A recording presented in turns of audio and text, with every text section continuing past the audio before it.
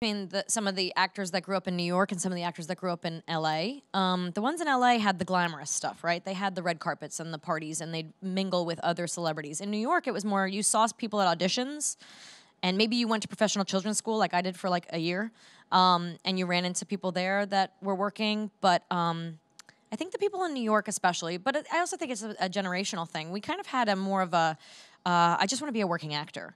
Not a I want to be rich and famous thing, which like my son says he wants to be an actor now, but he says that, but he also wants to be a biologist and or as he calls it, a meme biologist, marine biologist.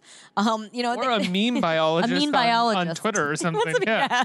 That could be his handle. But you know, he says he wants to be an actor, but I think because he thinks that it's easy and it gives you lots of money, as opposed to seeing the work that goes into it and the rejection that comes with it and that kind of thing. Is that something that you still feel at this point in your career, or do you feel like rejection, or do you feel like you found as kind of like a place in your career where? Oh no, like last year this time I was crying to my husband because it was pilot season, which is like when you do, you know, the shows have their one episode that they're going to try, the networks have their one episode and they're going to do one episode and see if it gets picked up for a series.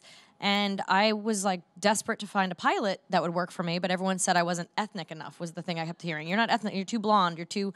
And then I kept seeing a lot of blonde 40-year-old funny girls going out and getting shows. And I was like, well, if they have...